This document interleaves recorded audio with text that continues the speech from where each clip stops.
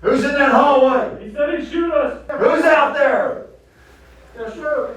Y'all need to stay back. I don't want to have to hurt no one.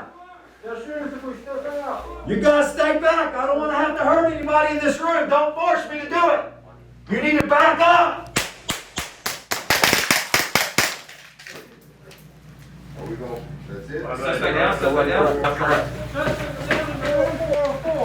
Suspect down, suspect down. Hey, second suspect down, second suspect down. All of y'all on this wall. All of y'all over here. Step up, stand over on the wall for me. 215 PD, we got suspect down, two suspects down. Hands on the wall. Hands on the wall. We got one guy coming in with blue.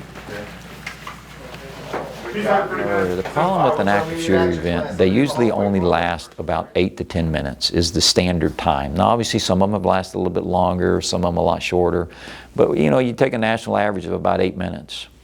I've been working on the SWAT team for 21 years in the city of Houston, and we have a pretty decent team like any other major city. It would take us way the hell longer than 10 minutes to get to any scene. By the time we get the call, go to where we need to be, it's over with. Call status for a first responder to go to them is 3 minutes, is the typical response time to an active shooter to a patrol officer. So you can see why it's really important for those patrol guys to handle the problem. We don't have time for these guys to show up. These guys that show up 3 minutes into it need to get in there and stop what's going on, and the only way they're going to do that is have the training they need for that confidence level to get in there. Where is he?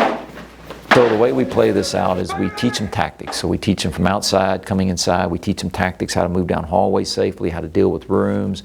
We do a lot of medical training because part of our job is not only going there and stopping that suspect, but what we call our goal. We stop the killing, which is the suspect first, then we stop the dying. So we transition from being policemen to more like being paramedics. We all know enough medical to stop bleeding, things like that.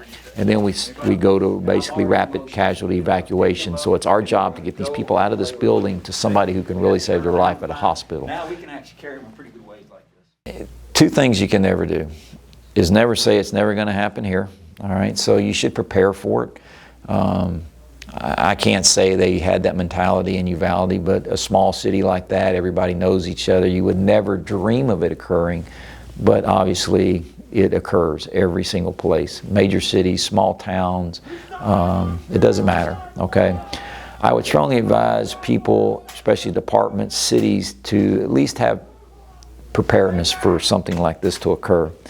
Keep your officers updated on tactics, give them the tools they need, and you know, I always say it in a manner that give them what they need if it ever occurs, but hopefully they never have to use it, okay? It's a small expense to pay for something that if it occurs and not having it, that is a huge expense to pay, okay? So just something to think about. Even though you live in small towns doesn't mean that it's a big city's problem. It's everybody's problem nowadays.